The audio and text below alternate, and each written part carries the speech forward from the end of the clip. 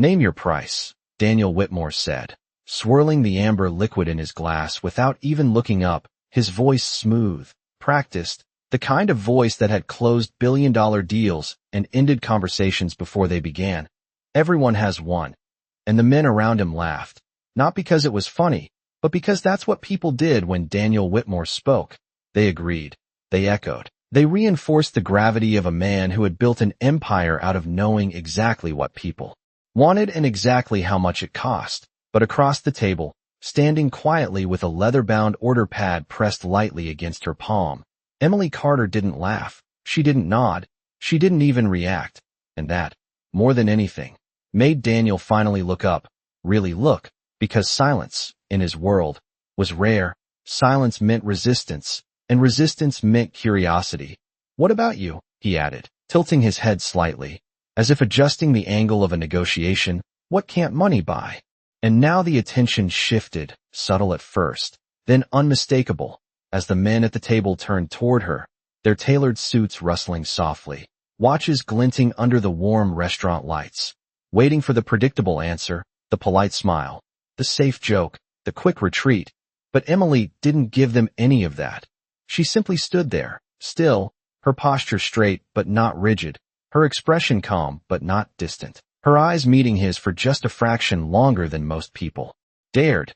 And then she looked down, not in submission, but in focus, jotting something onto her pad as if his question had been just another item on the menu. I'll give you 10,000. One of the men chimed in, leaning back with a grin that suggested he'd seen this play out before. If you can answer him. And the table chuckled again, louder this time, more confident, because now it was a game.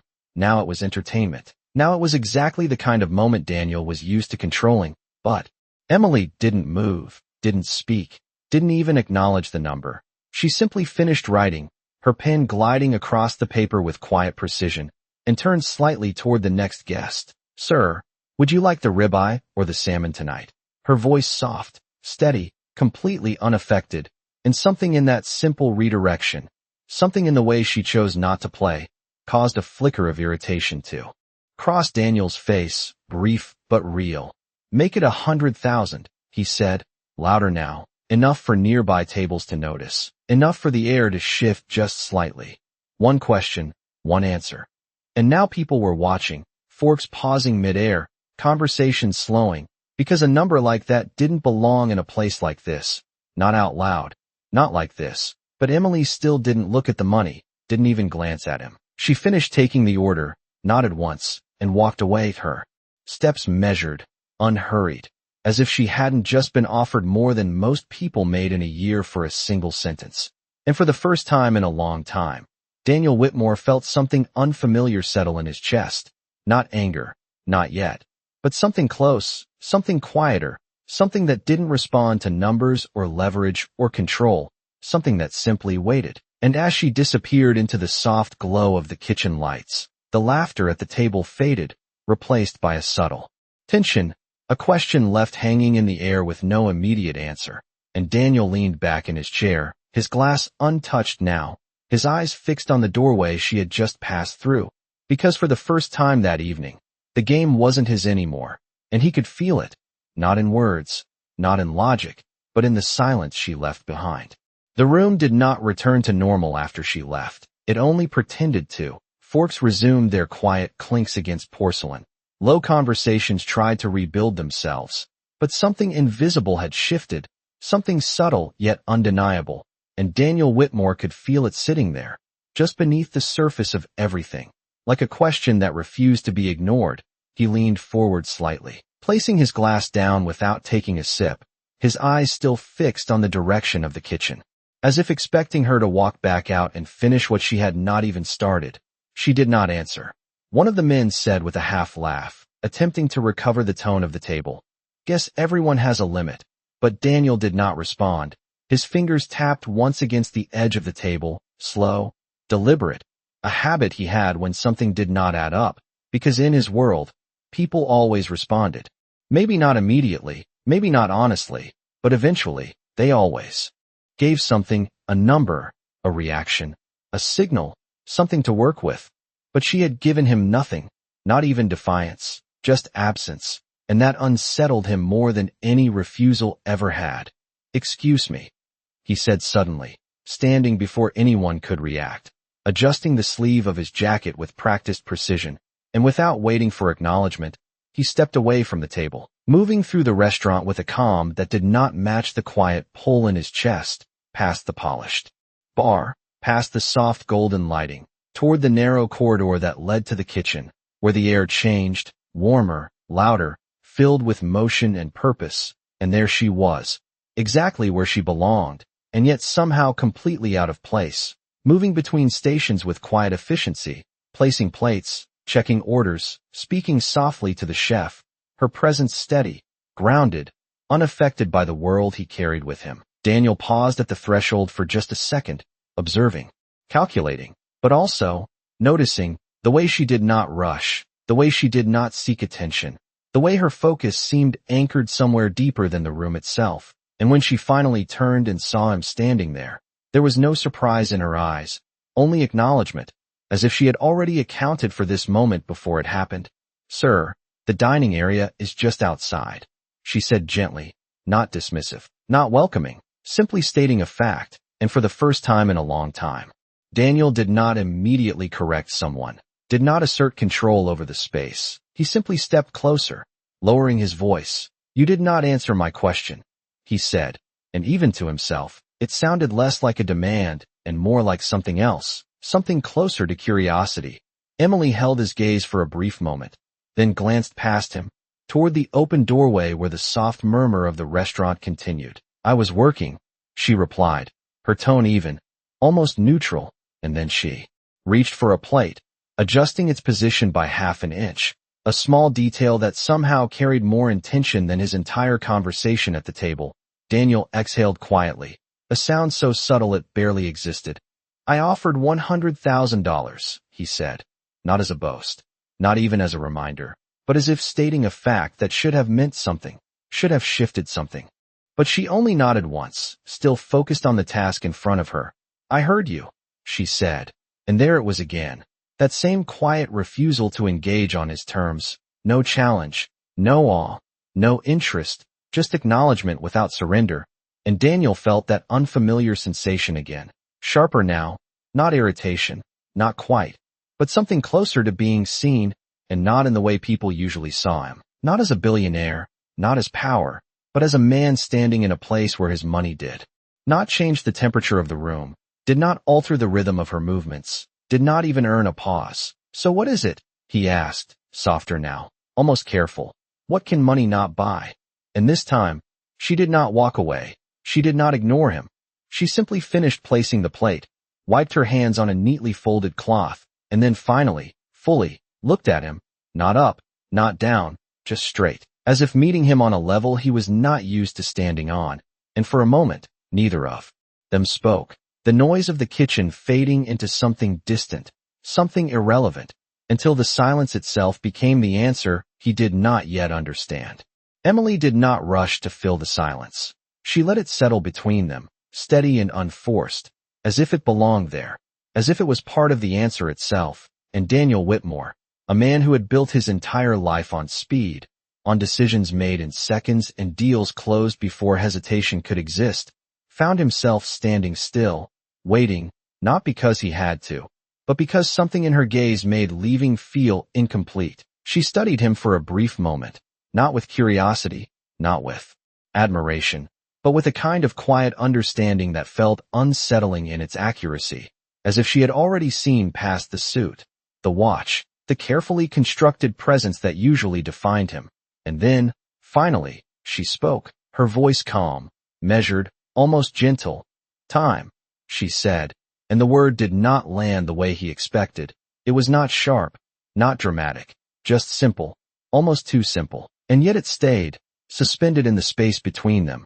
Daniel frowned slightly, not in disagreement, but in confusion, because time was something he had always believed he controlled, scheduled, optimized, bought back through efficiency and influence. "You can buy time," he replied instinctively, his voice regaining a trace of its usual certainty.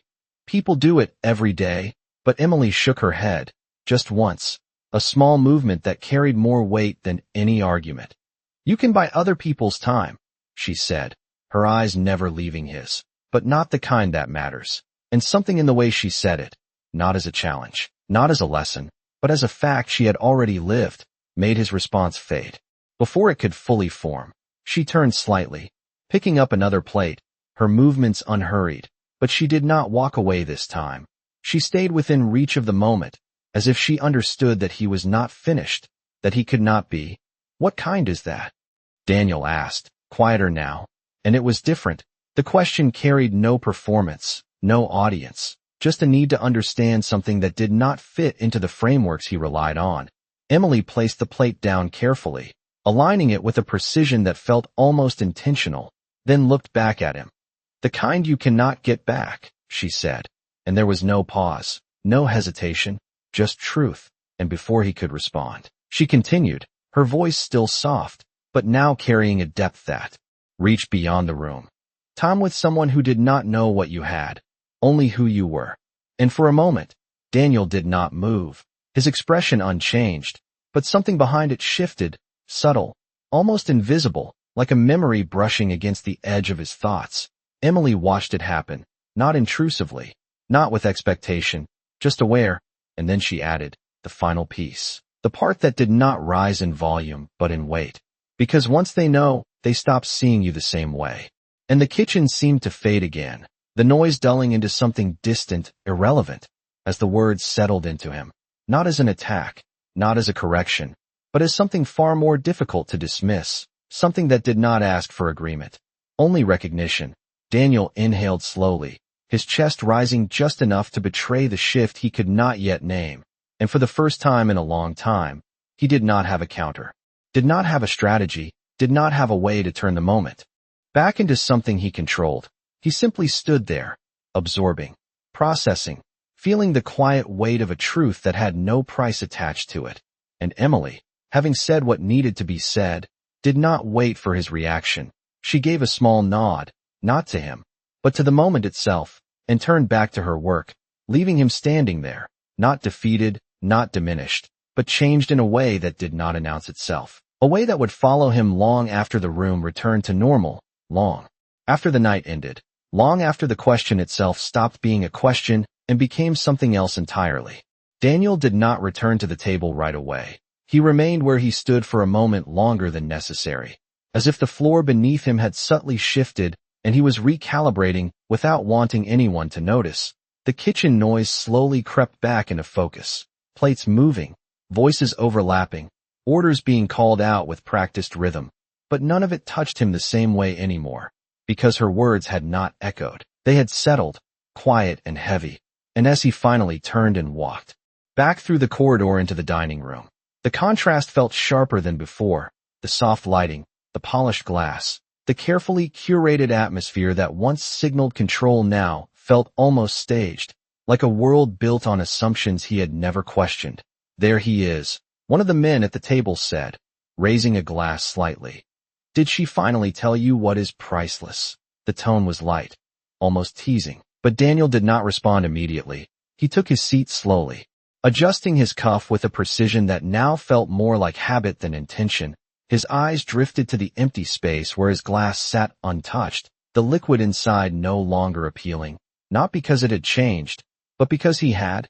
"Well," another voice pressed, leaning forward with interest, expecting a punchline, a clever remark, something that would bring the moment back into familiar territory. But Daniel only exhaled softly, his gaze unfocused for just a second before returning. "She answered," he said, and the simplicity of it made the table pause, and someone asked, the curiosity now more genuine, less performative. Daniel looked at them, really looked, at the men who had mirrored his laughter, matched his confidence, shared his language of numbers and outcomes, and for the first time, he noticed something he had not before, not a flaw, not a weakness, just a distance, a kind of surface-level connection that had always been enough until now. "Time," he said finally, and a few of them smiled. One even chuckled softly, as if expecting more, as if waiting for the twist that would turn the answer into something clever, something they could appreciate without having to feel. But Daniel did not elaborate right away. He let the words sit. There, just like she had, unadorned, unprotected, and that made it heavier. You can buy time, one of them said, repeating the same logic Daniel had offered minutes earlier, confident, dismissive, but Daniel shook his head slightly, not in argument, just in quiet correction. No, he said, his voice lower now, steadier. Not the kind she meant. And something in his tone shifted the air at the table, subtle, but enough to quiet the easy laughter, enough to make them listen instead of respond. He leaned back slightly, his eyes drifting toward the far end of the room where the kitchen doors swung open and closed, a rhythm he had never noticed before, the kind where people did not know what you had. He continued, not quoting her exactly, but carrying the weight of what she had said, only who you were. And now there was no laughter, no quick reply, just a silence that mirrored the one he had stood in moments ago. And for a brief second, one of the men opened his mouth as if to speak, then stopped, as if realizing that whatever he was about to say would not land the same way it usually did. Daniel reached for his glass then, not to drink, but to hold, to feel something solid in his hand, grounding, familiar, but even that felt different now, less like control, more like habit. And as the conversation slowly attempted to rebuild itself around safer topics, market shifts, acquisitions, projections, Daniel found himself only half present, his attention drifting back, not to the numbers, not to the deals, but to a moment in a narrow kitchen corridor where someone had looked at him without calculation, without expectation, without adjustment, and had simply told him something true. And he realized, quietly, without announcement, that for all the things he had acquired, optimized, expanded, there were parts of his life that had been traded without him noticing, moments replaced with transactions, connections filtered through value, and for the first time, that realization did not feel like a flaw to fix, but a truth to sit with. And as the night moved forward, as plates were cleared and conversations resumed their polished rhythm, Daniel Whitmore remained there, outwardly unchanged, composed, controlled, exactly as the world expected him to be, but beneath it, something had shifted, not dramatically, not visibly, just enough to make everything he once measured feel slightly incomplete, and that was something no amount of money had ever prepared him for. The dinner ended the way all of Daniel Whitmore's dinners usually did, with firm handshakes, polished smiles, and numbers that sounded impressive enough to fill the silence between people who did not really know each other. Contracts were hinted at, meetings were scheduled, promises were made in the language he had mastered for years. But tonight, something was off, not in the deals, not in the outcomes, but in the way they felt, like a perfectly tailored suit that no longer fit quite the same. And as the men gathered their coats and checked their watches, Daniel remained seated for a moment longer, his fingers resting lightly on the edge of the table, his glass still half full, untouched. Big day tomorrow, someone said, clapping him on the shoulder as they passed. We will finalize everything. Daniel nodded. The motion automatic, expected, but his attention was elsewhere, drifting again toward the kitchen doors, the quiet swing of them opening and closing, a rhythm he could not ignore anymore. And when the last of the group stepped out into the cool night air, the restaurant softened, the energy shifting from performance to something more honest, less polished, and Daniel stood slowly, adjusting his jacket out of habit before walking, not toward the exit, but back toward the corridor, the same path he had taken earlier. Only this time, there was no urgency, no need to prove anything, just a quiet pull he did not question. The kitchen was calmer now, the rush fading, the staff moving with a slower, more natural pace, and Emily was there again, wiping down a counter with steady hands, her focus undisturbed, as if the night had passed through her without leaving a mark. She glanced up briefly. When he approached, not surprised, not curious, just aware. We are closing soon, she said gently, her tone neither inviting nor dismissive, simply factual. Daniel nodded once, stopping a few feet away, keeping the distance intact. I am not here for the question, he said, and even that sounded different now, less like control, more like clarity. Emily tilted her head slightly, waiting, and for a moment, he said nothing, as if choosing his words carefully for the first time in a long while. You did not take the money, he added, and it was not an accusation, not even a question, just an observation that still did not fully make sense to him. She set the cloth down neatly, aligning it with the edge of the counter before answering. "It was not mine to take," she said, and the simplicity of it carried a weight that did not need explanation. Daniel studied her, not searching for a flaw, not trying to decode her, just seeing. Most people would not say that, he admitted, and she gave a small, almost imperceptible smile, not amused, not proud, just acknowledging the truth of it. "Most people have reasons," she replied, and there was no judgment in her voice, only perspective. Daniel let out a quiet breath, something between a sigh and a release, his shoulders easing in a way that would have gone unnoticed by anyone else. "And you do not?" he asked, and Emily looked at him then, really looked, the same way she had before, steady, unguarded. "I do," she said, "just not once. That can be bought." And there it was again, not a challenge, not a lesson, just a line drawn without force, without resistance, simply existing.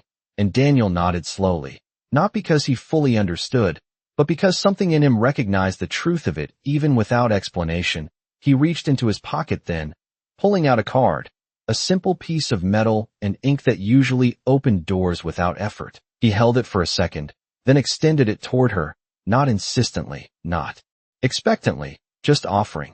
"If you ever change your mind," he said, and the sentence stopped there, unfinished, because for the first time, he did not know how to finish it in a way that felt right. Emily looked at the card, then back at him, and for a moment, it seemed like time slowed just enough for the decision to matter. She took it, not quickly, not reluctantly, just calmly, placing it on the counter beside her without looking at it again. "Have a good night, Mr. Whitmore," she said, her voice soft, final in a way that did not need emphasis.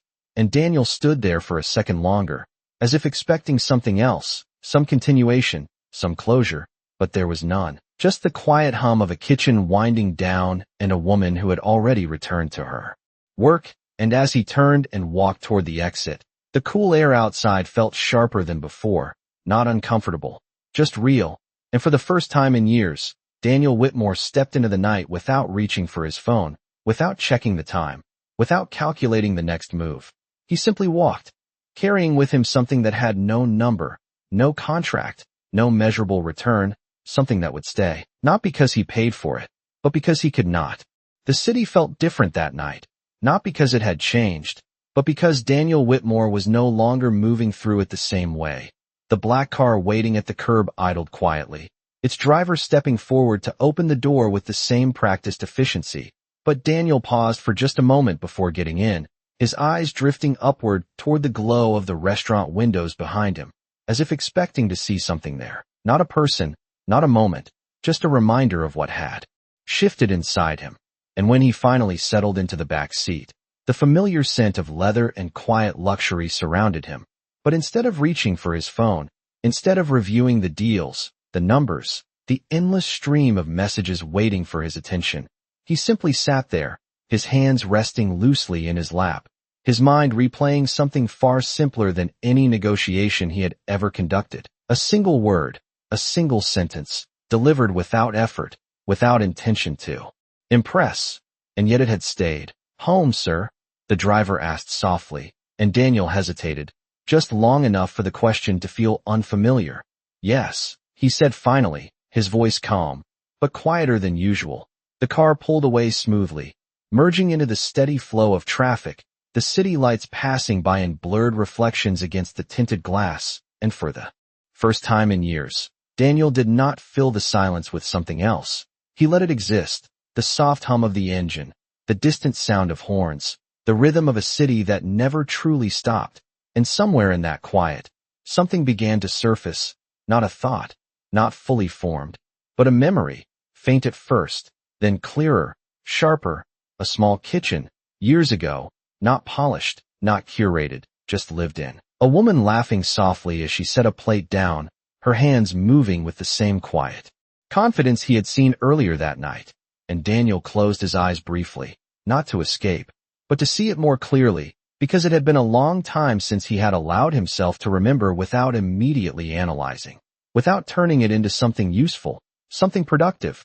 And when the car slowed at a red light, the sudden stillness made the memory settle deeper, more real, more present than it had been in years. And he realized something then, not suddenly, not dramatically, but with a quiet certainty that did not need confirmation, that there had been moments in his life he had not valued because they had no price attached to them, no measurable return, moments that had simply existed, offered freely, without expectation, and those were the ones he could not recreate, not with influence, not with wealth, not with anything he had built since. The light turned green, the car moved forward again. But Daniel remained where he was, not physically, but somewhere between, past and present, between what he had and what he had overlooked. And when they finally arrived at his building, the doorman greeted him with the same respectful nod.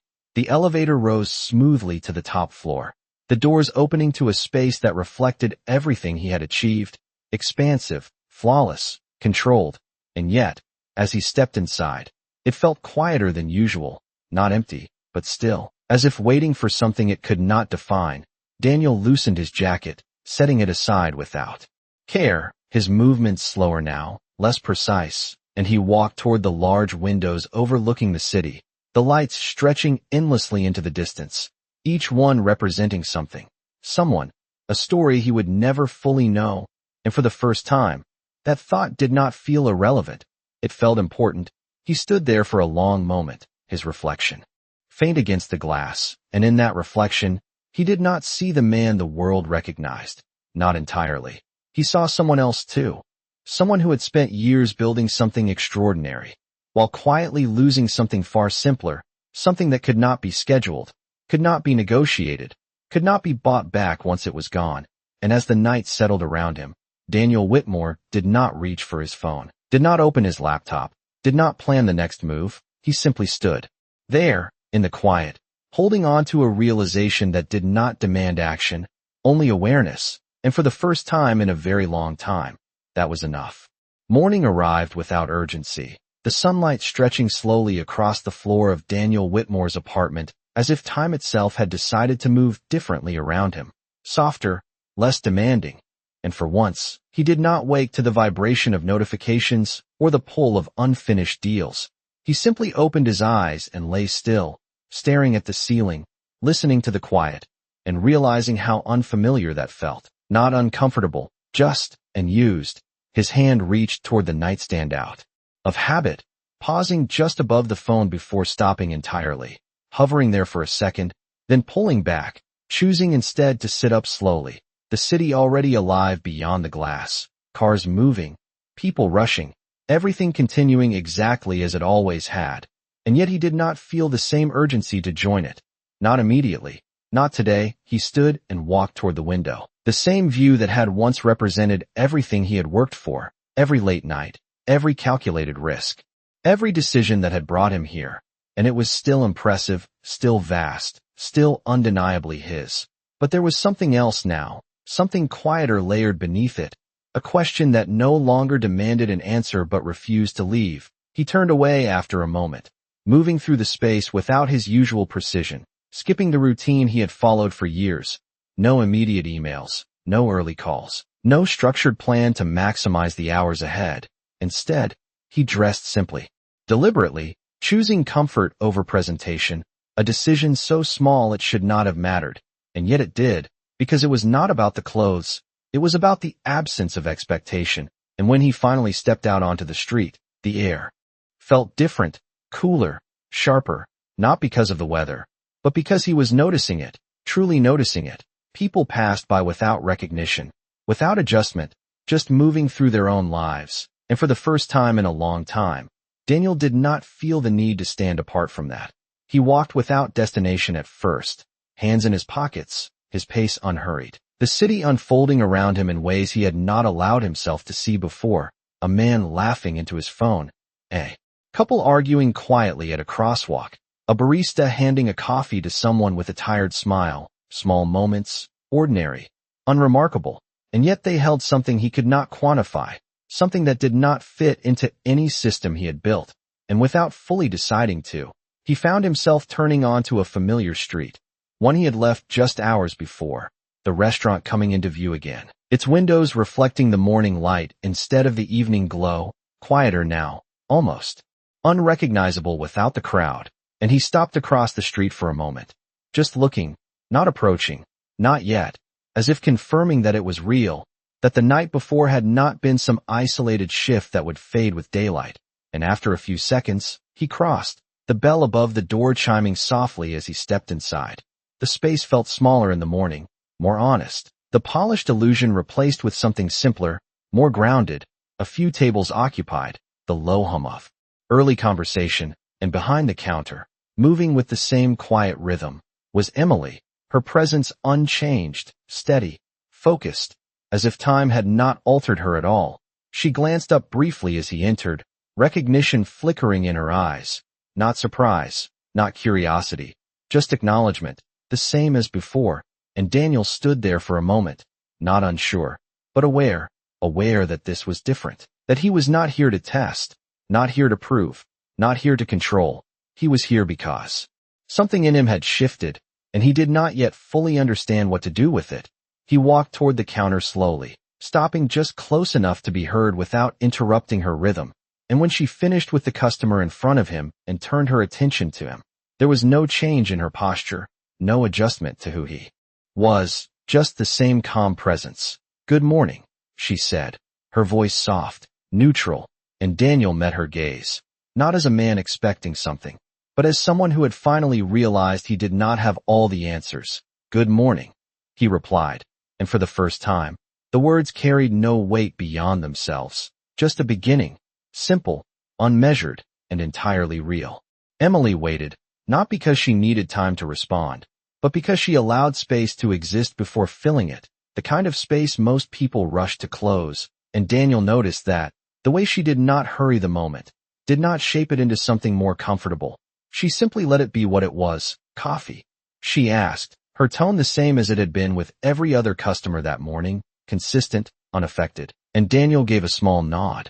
"Black," he replied, the word simple, unadorned, and she turned without another question, moving toward the machine with the same quiet efficiency he had seen the night before. No extra glance, no change in pace, just steady motion, and he took a seat at the counter, not the best seat, not the most private, just the one closest, as if proximity mattered more than position now, his hands resting lightly on the surface, fingers still, no tapping, no impatience, just waiting, and when she returned, she placed the cup in front of him.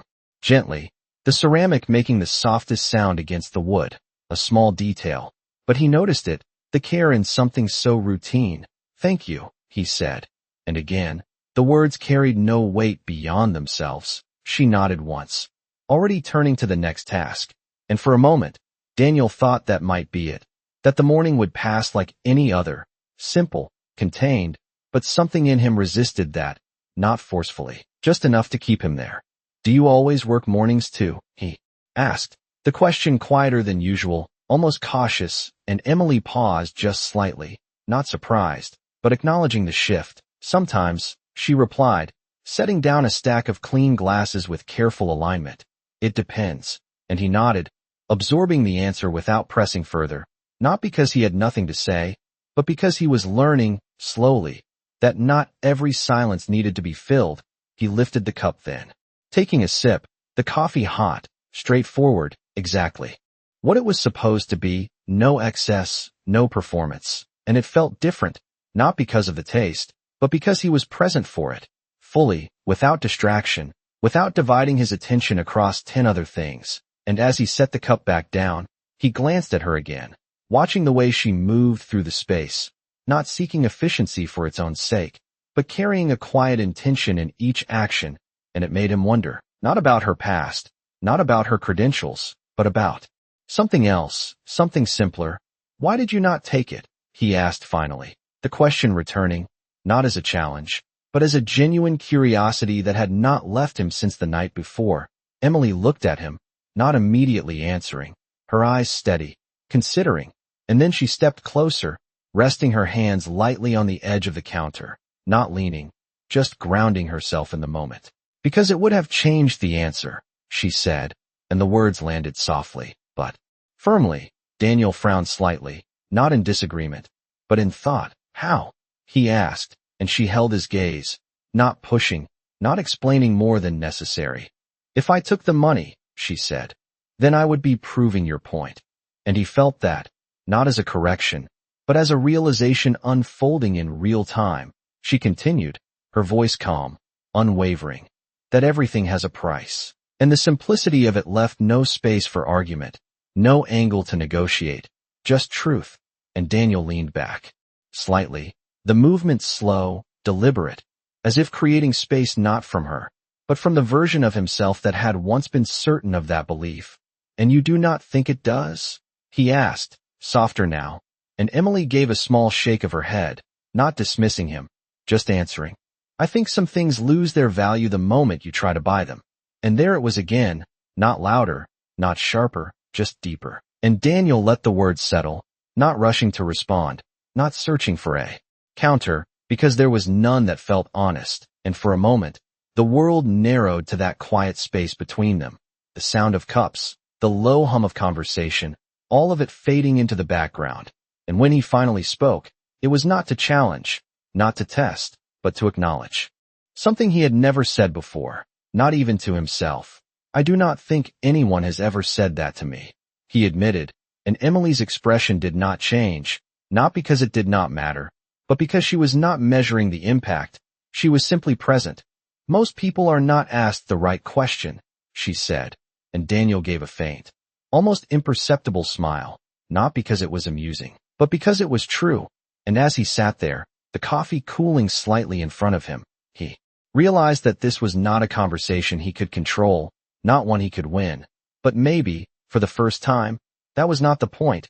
Maybe the point was simply to listen, to sit in something unstructured, unmeasured, and let it change him in ways he could not yet define. And for once, that felt like enough. Daniel did not finish the coffee right away. He let it sit in front of him, the warmth slowly fading as the morning moved forward. People came and went, the rhythm of the place continuing without interruption, and Emily returned to her work as she always had, steady, focused, never lingering longer than necessary. And yet something had already been exchanged, something that did not require continuation to exist. Daniel watched it all for a while, not with the eyes of someone analyzing a system, but with the awareness of someone seeing it for the first time without needing to define it. And eventually, he reached for his wallet, placing cash neatly on the counter. More than enough, not excessive, not performative, just appropriate. And when Emily passed by again, she glanced at it briefly, then at him. You are leaving? She asked, and he nodded, standing slowly, the movement unhurried. I have a meeting, he said, and for a moment, the words felt distant, like something from a different version of himself. She gave a small nod, accepting it without question, without comment, and as he adjusted his jacket, there was a pause, not long, not dramatic, just enough to hold something unspoken. Thank you, he said, and this time, it was not for the coffee, not for the service, but for something neither of them needed to name. Emily met his gaze, her expression unchanged, but her eyes softer, just slightly. You are welcome, she replied, and that was all. No extension, no expectation, just a moment acknowledged and allowed to end. Daniel turned then, walking toward the door, the bell chiming softly as he stepped back out into the city, the air still cool, the streets already busy, everything moving at its usual pace. But he did not rush to match it. He walked, steady, aware, the sounds around him clearer than before, not louder, just more present. And as he reached the corner, his phone vibrated in his pocket, a reminder, a schedule, the life he had built waiting for him to step back into it. He paused for a second, pulling it out, the screen lighting up with names, numbers, expectations, and for a moment, he simply looked at it, not reacting, not immediately responding. Then he slipped it back into his pocket without answering, choosing instead to stand there, watching the light change, watching people cross, watching the city move without needing him to direct it. And in that simple pause, something settled, not a decision, not a resolution, just a shift, quiet and steady. And when he finally continued walking, it was not with urgency, not with the weight of everything he had to do, but with something else, something lighter, something he could not measure. And later, when he sat in the meeting, when the numbers were presented, when the conversations unfolded exactly as expected, Daniel Whitmore listened differently, not less focused, but less attached. The outcome still mattered, but they no longer defined everything. And at one point, as someone spoke about value, about cost, about acquisition, he found himself thinking of a small kitchen, a simple cup of coffee, and a woman who had answered a question without trying to win anything at all. And he realized then, quietly, without needing to say it out loud, that for the first time in his life, he had been given something he could not buy, not because it was rare, but because it had never been for sale. And as the meeting continued, as the world returned to its structured rhythm, that understanding remained, not loud, not overwhelming, just present, like a quiet line drawn somewhere inside him, a line that would not disappear, no matter how much everything else tried to continue as before. And somewhere, far from the boardroom, in a place that did not measure worth in numbers, a cup was placed, gently on a counter, the sound soft, steady, real, and it was enough to remind him that some things did not need to be owned to matter, they only needed to be understood.